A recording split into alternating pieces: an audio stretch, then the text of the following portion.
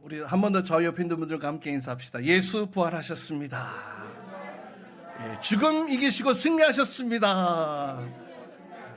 아멘, 아멘. 예수님께서 십자가에 죽으시고 3일 만에 다시 살아나셨다는 것, 부활하셨다는 것, 이것은 우리 기독교에서 없어서는 안 될 아주 중요한 사건입니다. 예수님의 십자가의 죽으심의 사건과 함께 이 부활 사건은 너무나 중요한 사건이에요. 왜냐하면 예수님의 부활하셨기 때문에, 예수님의 그 부활하심으로 인해 우리에게도, 따라해 봅시다, 부활 소망이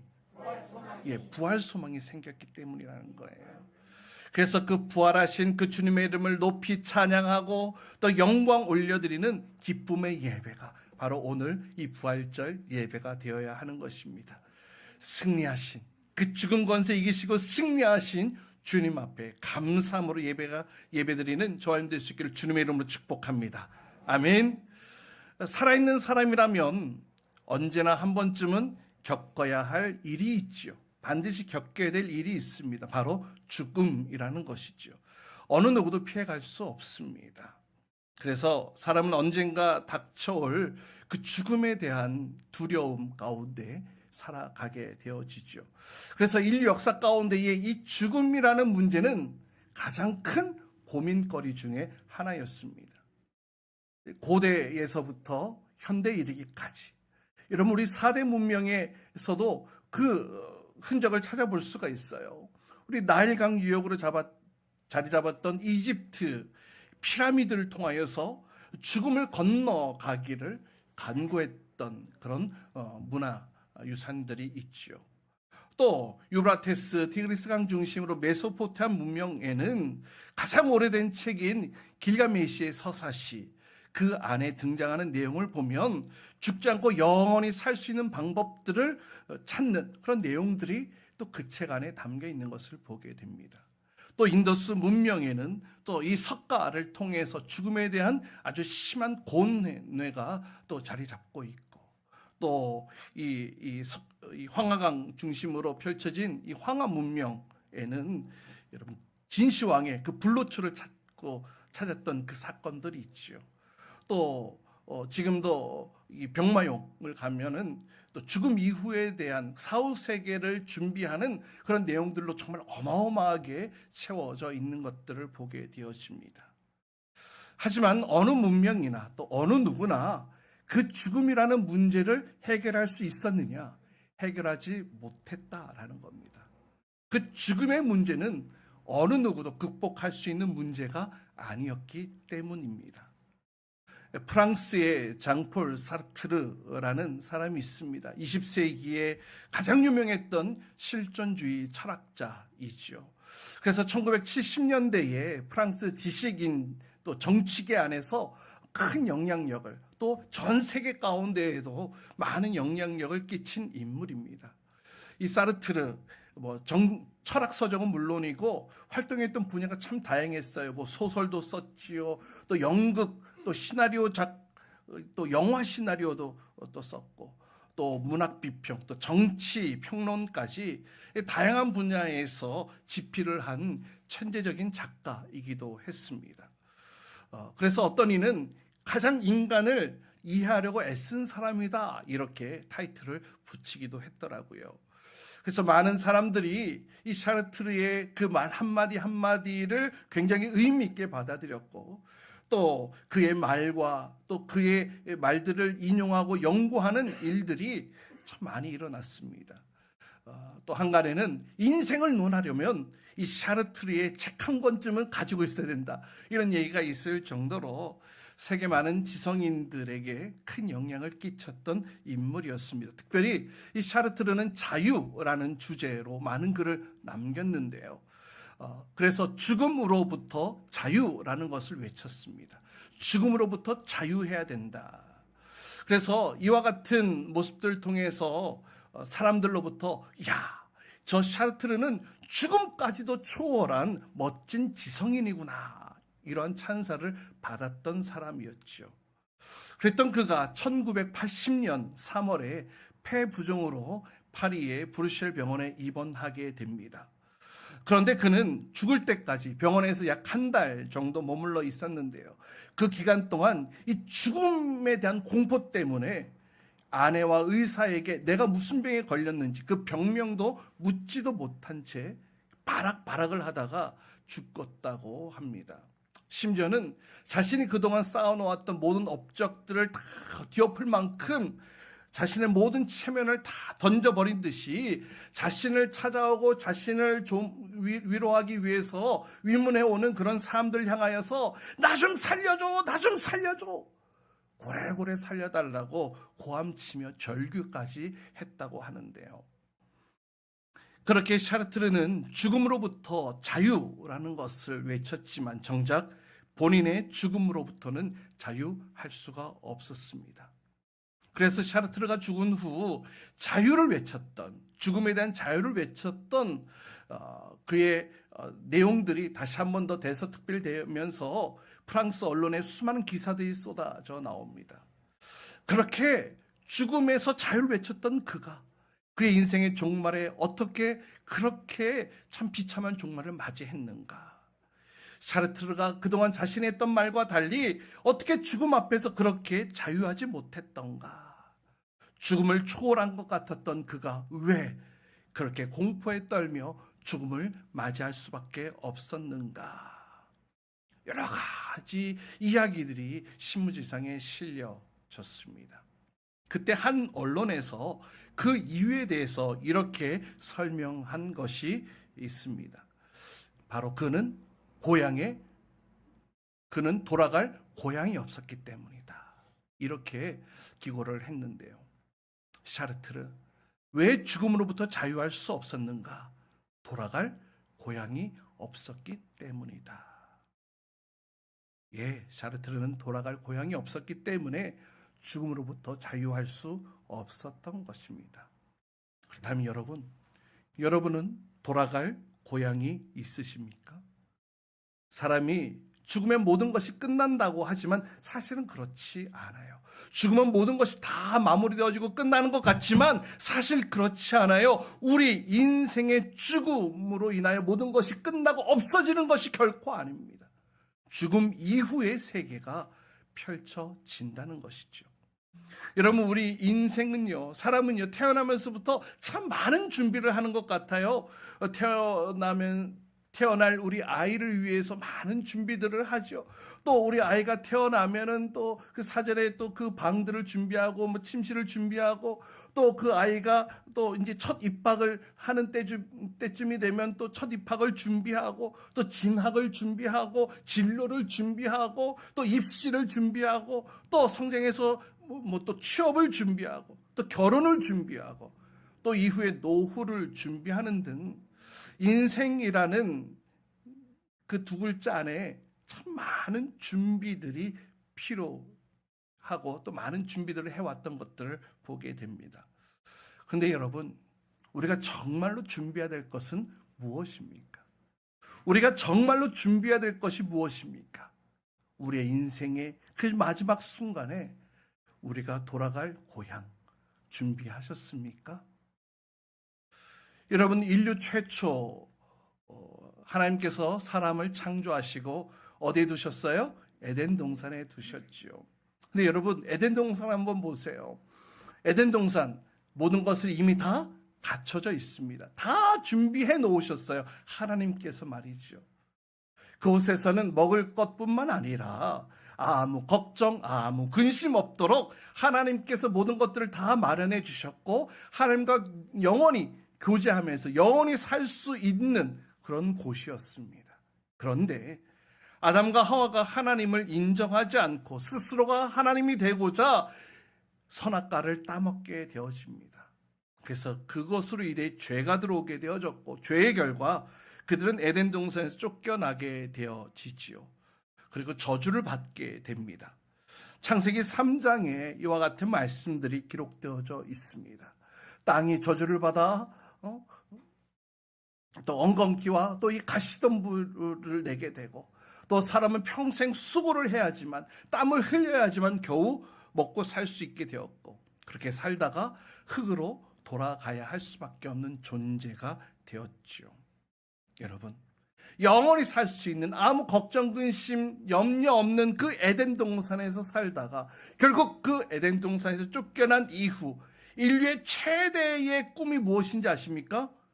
영생하는 것, 죽지 않는 것. 그래서 인류 역사 대대로 영생하는 것, 죽지 않는 것들에 대해서 수도 없이 연구해 왔습니다. 그러나 실패했죠. 영생하고 싶은데 영생을 할 수 없으니까 그러면 장수라도 해야 되겠다. 그래서 장수하고 싶어 합니다. 장수하기 위해서 온갖 노력 연구합니다. 그러나 장수하는 것도 그리 만만치 않습니다. 그렇다면 여러분 우리가 정말로 준비해야 될 것이 무엇이냐라는 거예요. 이 영생을 위해 우리가 필요한 것도 있다는 거예요. 따라해봅시다. 예수님을 믿는 믿음으로. 예수님을 믿는 믿음. 그 믿음을 우리가 준비해야. 그래서 거듭난 영혼이 되어야 우리가 영원한 생명을 누릴 수 있게 되어지는 것입니다. 그래서 인류 역사 가운데에 인간이 가장 이루고 싶어 했던 가장 위대한 꿈, 가장 최대의 꿈, 영생하는 것, 그것은 어디에 있느냐? 바로 예수님 안에 있다는 거예요.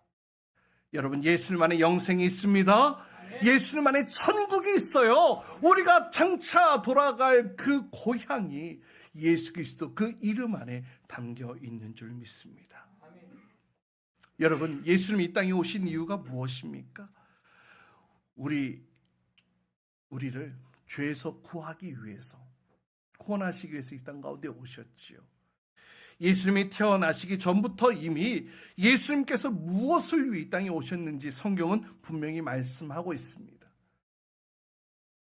그의 이름을 예수라 하여라. 그가 자기 백성을 그들의 죄에서 구원할 것이다. 예수님은 우리를 죄에서 구원하기 위해 오셨습니다. 또 우리 예수님은 자기 목숨을 버림으로 대속하기 위해 오셨습니다. 마가복음은 이렇게 우리에게 말씀합니다. 인자가 섬기러 받으러 온 것이 아니라 많은 사람을 구원하기 위하여 치를 몸값으로 자기 목숨을 내어주러 왔다라고 말이죠. 많은 사람의 그 목숨을 대신 지불하기 위해 예수님께서 자신의 목숨을 내어주셨다라고 말씀하고 있습니다. 대신 몸값을 지불하는 것, 그래서 그것을 대속이라고 이야기를 하죠. 또 사도 바울은 고린도전서 15장에 복음을 전함에 있어서 이것이 중요합니다라고 얘기했던 두 가지가 있습니다. 함께 우리 3절 4절 함께 읽어봅니다. 시작. 중요한 것을 여러분에게 전해드렸습니다. 그것은 곧 그리스도께서 성경대로 우리 죄를 위하여 죽으셨다는 것과 무덤에 묻히셨다는 것과 성경대로 사흘날에 사흘나는 것과 사도 바울이 복음을 전함에 있어서 가장 중요한 것은 이것입니다 라면서 설명했던 것이 바로 이것입니다. 예수님의 죽으심과 그리고 부활, 그것을 믿는 것이라고 했습니다. 성경대로 약속대로 오셨고 약속대로 대속의 죽음을 감당하셨고 약속대로 부활하셨어요. 그래서 그 예수님을 믿게 되면, 예수님을 믿으면, 그 예수님을 나의 주인으로 모셔드리게 되면 그 약속에 의해서 우리가 구원받게 된다는 거예요. 그 약속의 예수의 모든 죄가 대속받고 해결되어짐으로 구원받게 된다는 것입니다. 사랑하는 여러분, 인간이 죽지 않는 꿈 꾸며 수많은 노력을 하고 또 수많은 시도를 했음에도 실패했던 이유가 무엇입니까? 바로 이 죄의 문제를 해결하지 못해서 그래요. 여러분, 죄의 값이 무엇입니까? 사망이라고 성경은 말씀하고 있습니다. 다시 말하면 죄의 결과는 죽음이라는 거예요. 그래서 예수님께서는 영생으로 가는 길에 가장 큰 걸림돌인 이 죄의 문제를 먼저 해결해 주시기 위해 우리 가운데 오셨던 거예요. 왜냐? 이 죄의 문제를 해결하면 죽음의 문제도 해결될 수 있기 때문에. 그래서 예수님께서 인간의 모든 죄의 문제를 해결하시고 또 우리를 하나님의 나라 곧 천국 백성으로 인도하시기 위해 이 땅에 오셨던 것이죠. 여러분, 그 하나님의 나라 천국 백성이 되는 것은요, 내가 아무리 많은 지식을 가지고 있어도, 내가 아무리 많은 돈을 가지고 있어도, 아무리 내가 가고 싶다고 노력을 한다 하더라도, 심지어 내가 착한 일을 하고 선행을 한다 할지라도 인간 스스로는 그 죄의 문제를 해결할 수 없기에 그 하나님의 나라로 갈 수가 없어요. 하나님의 나라로 인간 스스로는 건너갈 수가 없어요. 그래서 하나님께서는 그 인간을 너무나 사랑하시기에 그 인류의 모든 죄값을 해결하시기 위해 하나님 편에서 하나님의 방법으로 당신의 아들 독생자 예수 그리스도를 이 땅 가운데, 우리 가운데 보내주셨고, 우리의 모든 죄 문제를 대신 짊어지고 십자가에 달려 돌아가심으로 우리의 모든 죄가 해결받게 되어지고 우리가 구원받을 수 있도록, 하나님의 나라에 갈 수 있도록 그 놀라운 일을 예수님께서 행해 주셨다라는 겁니다. 요한복음에서 이렇게 말씀하고 있습니다. 그를 맞아들인 사람들, 곧 그 이름을 믿는 사람들에게는 뭐라고요? 하나님의 자녀가 되는 특권을 주셨다. 약속이라는 거예요. 그 이름, 예수 그리스도 그 이름을 믿는 사람들에게는 하나님의 자녀가 되는 약속을 주셨다라는 것입니다. 그래서 예수님 그 이름 안에 영생이 있는 거예요. 그 이름 안에 천국이 담겨 있는 것입니다. 여러분, 그렇다면 우리가 정말로 준비해야 될 것이 무엇이겠습니까? 정말로 우리가 준비해야 될 것이 무엇이겠냐라는 거예요. 여러분, 오늘 보면 36절 말씀 보세요. 함께 읽어봅시다. 36절입니다. 시작. 어리석은 사람이여, 그대가 뿌리는 씨는 죽지 않고서는 살아나지 못합니다. 오늘 본문에서 이 부활을 믿지 못하는 사람을 어리석은 사람이다, 이렇게 표현을 하고 있습니다. 그런데 시편에서도 어리석은 사람을 또 이렇게 표현을 하더라고요. 시편 14편에 보면 어리석은 사람은 마음속으로 하나님이 없다 하는구나. 어리석은 사람은 마음속으로 하나님이 없다 하는구나. 하나님이 없다는 사람들이 어리석은 사람이라고 성경은 말씀하고 있습니다. 오늘 사도 바울은 이 부활에 대해서 우리에게 알려주고 있습니다. 부활의 증거에 대해서, 또 부활에 대해서, 어떻게 이 부활이 가능하냐, 어떻게 이것이 우리에게 적용되어지는 사건이냐, 이 부활에 대해서 설명을 이어가고 있는데요.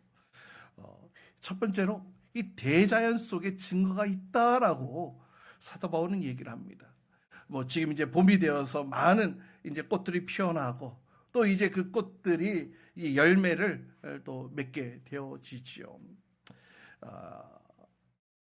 많은 열매를 기대하면서 또 씨를 뿌리는 그런 계절이 또 봄이기도 합니다. 그러면 그 씨앗은 땅에 떨어져서 어떻게 됩니까?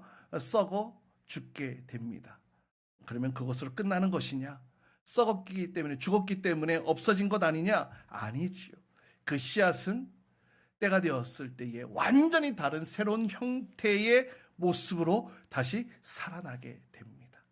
땅에 심겨졌을 때에는 그냥 씨앗의 모양이지만, 그래서 죽어서 썩어 죽어 없어지는 것 같았지만 아니요, 시간이 지나면 새로운 형태의 모습으로 싹이 나게 됩니다. 하물며 사람이 죽으면 그것으로 끝나는 것이냐? 아니라는 거예요.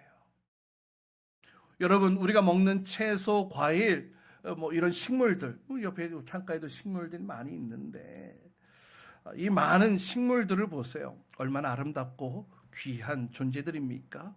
하지만 이 모든 식물들 가운데에서 어느 것 하나 씨앗으로 시작되어지지 않은 식물이 단 하나도 없다라는 것입니다. 물론 그 씨앗들이 그 식물마다 어떻게 씨앗이 다 다르기 때문에 어떻게 생겼는지 다 알지 못할 것입니다.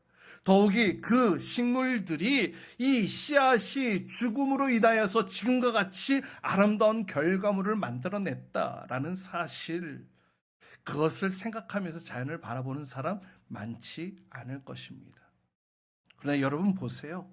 우리의 생각이 거기까지 미치지 못했다고 해서, 내가 그 씨앗의 종류들, 그 씨앗의 모양을 알지 못한다고 해서 그 씨앗이 없어졌다고 말할 수 있습니까?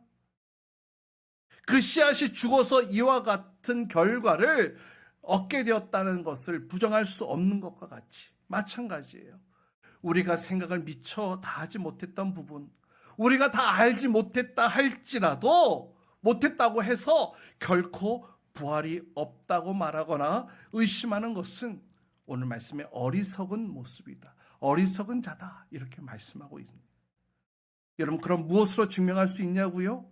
이미 우리가 이 씨앗의 죽음으로 완전한 새로운 생명이 나게 된 것, 우리 자연 가운데 하나님께서 그 증거들을 심어 두셨어요. 대자연 속에 이미 부활의 진리를 명백하게 담고 있습니다. 그 증거들이 있음에도 불구하고 그것을 받아들이지 않는 것, 그것이 어리석은 자의 모습이라는 것입니다. 이것을 깨닫지도 못하고 부정하는 것은 어리석은 자의 모습이라는 거예요. 또 증거를 대볼까요? 여러분, 우리 몸속에 우리가 매일매일 부활의 증거로 살아가고 있다는 사실 아십니까? 우리 안에 부활의 증거를 담아 놓으셨어요. 어디 있냐고요? 여러분, 학자들은 사람이 이 수면 상태에 들어가는 것, 잠을 자게 되는 것을 어떻게 표현하냐면 무의식의 상태, 이렇게 이야기를 합니다. 그러니까 의식이 없는 상태라는 것이죠. 다른 말로 표현하면 죽어있는 상태라 똑같다라는 것입니다. 그런데 우리는 밤이 되면 잠을 자고 아침이 되면 일어나지요. 자고 일어나기를 수도 없이 반복하고 있습니다. 다시 말하면 이렇게 표현할 수 있지 않을까요? 우리는 밤마다 죽었다가 아침이 되면 다시 새 생명으로 살아나게 된다는 것입니다. 할렐루야. 할렐루야. 이미 우리가 잠을 자고 또 깨어나는 것처럼 사람이 죽으면 끝나는 것이 아니라 이후에 부활이 있음을 우리 몸에 하나님께서 이미 담아 놓으셨다라는 거예요. 그 증거들을. 그리고 그 죽음과 부활을 날마다 경험할 수 있도록 우리 안에 그 장치들을 이미 설정해 놓으셨다는 것입니다. 요즘 우리나라 평균 연령, 평균 수명을 보니까 80세가 넘었더라고요. 남자, 여자 다 넘었더라고요. 예를 들어 80년을 살았다고 칩시다. 그러면 자고 깨어나는 것 대충 계산하니까는 한 29,000여 번이 되더라고요. 그러니까 태어나면서부터 죽을 때까지 죽음과 부활을 날마다 경험하면서 80세를 살았다 29,000회나 그 죽음과 부활을 경험하며 살아가고 있는 것과 같다라는 거예요. 여러분, 날마다 우리가 이렇게 몸으로 부활을 확인하며 살고 있는데 이보다 더 확실한 증거가 어디 있겠냐라는 것입니다. 또 세 번째, 부활의 첫 열매로 우리 예수님께서 그 부활의 첫 열매가 되어주셨어요. 오늘 고린도전서 15장 20절 말씀 보세요. 우리 같이 함께 한 목소리 읽어봅니다. 시작. 이제 그리스도께서는 죽은 사람들 가운데서 살아나셔서 잠든 사람들의 첫 열매가 되셨습니다. 예, 예수 그리스도께서 죽은 사람들 가운데 다시 살아나심으로 잠든 사람들, 죽은 자들의 첫 열매가 되어주셨다. 이렇게 기록하고 있는데 이것이 무슨 말이냐면요. 첫 열매가 된 것이 무엇이 중요하냐? 제가 설명을 드릴게요. 만약에 내가 과수나무 한 그루를 샀어요. 근데 어떤 나무인지 모르고 샀단 말이죠. 그래서 앞마당에다가 그 나무를 심었습니다. 어떤 나무인지는 몰라요. 어떤 열매가 맺혀질지도 당연히 모르겠지요. 그래서 몇 년 잘 기르고 나니 첫 열매가 맺히게 됩니다. 그 열매 사과가 맺혀졌습니다. 그럼 이 나무가 뭐예요? 사과나무라는 것을 정확하게 알게 되어지죠. 그리고 이 나무는 앞으로 계속해서 매년마다 어떤 열매를 맺게 됩니까? 사과를 맺게 됩니다. 동일한 열매를 맺게 되는 것이죠. 이 사과나무에서 다른 과일, 다른 과수를, 다른 종류의 열매를 맺는다는 것은 감히 상상도 할 수 없는 일일 것입니다. 여러분, 그래서 첫 열매가 중요한 거예요. 첫 열매. 예수님께서 그 부활이란 첫 열매를 맺어주신 것. 그래서 여러분, 요한복음 15장에 보면 나는 포도나무에 너희는 가지라고 예수님께서 말씀하셨잖아요. 예수님께서 부활의 첫 열매를 맺어주셨어요. 그러면 우리는 그 나무에 붙어있는 가지가 되어질 때에 우리 가지에 어떤 열매들이 맺혀지게 되는 거예요? 부활의 열매가 그대로 맺혀지게 되는 거예요. 할렐루야. 그래서 예수님께서 부활의 첫 열매가 되어주신 것이 얼마나 감사한 일인지 모릅니다. 예수님이 부활의 열매를 맺었으니 우리도 그 예수님께 붙어 있을 때 우리도 동일하게 부활의 열매를 맺게 되어지는 거예요. 그래서 예수님의 부활이 나의 부활. 따라해봅시다. 예수님의 부활이 나의 부활. 한 번 더. 예수님의 부활이 나의 부활. 예, 그렇습니다. 이 부활 전혀 의심할 여지가 없는 것이라고 오늘 사도 바울은 이야기하고 있습니다. 이어서 계속해서 오늘 본문을 살펴봅시다. 42절로 44절까지 죽은 자의 부활에 대해서 이렇게 설명하는데 우리 같이 함께 또 읽어봅시다. 42절로 44절입니다. 시작. 죽은 사람들의 부활도 이와 같습니다. 썩을 것으로 심는데 썩지 않을 것으로 살아납니다. 비천한 것으로 심는데 영광스러운 것으로 살아납니다. 약한 것으로 심는데 강한 것으로 살아납니다. 자연적인 몸으로 심는데 신령한 몸으로 살아납니다. 자연적인 몸이 있으면 신령한 몸도 있습니다. 아멘. 우리는 썩어 죽어 육체를 심게 됩니다. 그때. 그러나 예수님이 다시 오시는 그 재림의 때에 우리는 부활의 몸으로, 즉 새롭고 영화로운 몸을 입고 다시 태어나게, 살아나게 된다고 말씀하고 있어요. 우리의 육신은 나약합니다. 병들었습니다. 늙었습니다. 이런 약한 몸을 심지만 오늘 말씀에 강한 몸, 다시 말하면 부활의 몸으로 다시 살아나게 된다고 말씀합니다. 우리가 이 세상을 살아가는 동안 필요했던 이 육신의 몸을 가지고 심지만 마지막 때에 예수 그리스도께서 오실 때에 우리는 부활을 통해서 신령한 몸으로 다시 살아난다고 성경은 분명히 말씀하고 있습니다. 우리 육신의 몸이 존재하듯이 부활의 몸도 분명하게 존재한다는 것이죠. 사랑하는 여러분, 예수님 안에 부활이 있습니다. 예수 안에 부활이 있어요. 그래서 우리가 다시 그냥 흙으로만 돌아가고 끝나는 것이 아니라는 거예요. 그 이후에 예수님과 같은 영광스러운 형체의 부활의 몸을 입고 영광의 하나님의 나라, 영원한 그 하나님의 나라에 우리가 들어가 살게 될 것이라는 이 약속. 여러분 상상만 해도 너무나 놀랍고 너무나 멋지고 너무나 감격스럽지 않습니까? 여러분 그 최후 승리를 우리에게 허락하신 그 하나님께 감사, 영광, 찬양 올려드려야 할 줄 믿습니다. 또 이어서 말씀을 봅시다. 오늘 함께 읽은 말씀은 아니지만 우리 54절로 58절까지 말씀 또 함께 읽습니다. 시작. 썩을 이 몸이 썩지 않을 것을 입고 죽을 이 몸이 죽지 않을 것을 입을 그때에 이렇게 기록한 성경 말씀이 이루어질 것입니다. 죽음을 삼키고서 승리를 얻었다. 죽음아 너의 승리가 어디에 있느냐? 죽음아 너의 독침이 어디에 있느냐? 죽음의 독침은 죄요 죄의 건세는 율법입니다. 그러나 우리 주 예수 그리스도를 통하여 우리에게 승리를 주시는 하나님께 우리는 감사를 드립니다. 그러므로 나의 사랑하는 형제 자매 여러분, 굳게 서서 흔들리지 말고 주님의 일을 더욱 많이 하십시오. 여러분이 아는 대로 여러분의 수고가 주님 안에서 헛되지 않습니다. 아멘, 아멘. 사랑하는 여러분, 지금도 많은 사람들은 미래를 걱정하며 많은 준비들을 하며 살아갔죠. 노후를 걱정해서 또 은퇴를 염려해서 또 다양한 방법들을 강구해서 준비합니다. 그러나 정작 죽음에 대해서는 얼마나 준비하고 계십니까? 또 죽음 이후에 대해서는 얼마나 준비하고 계시는지. 여러분 죽음 이후에 새로운 세상이 있다는 사실을 기억하시기 바랍니다. 그렇기 때문에 우리가 정말로 준비해야 될 것은 바로 이것입니다. 죽음 이후에 내가 누리게 될 영생에 대한 준비.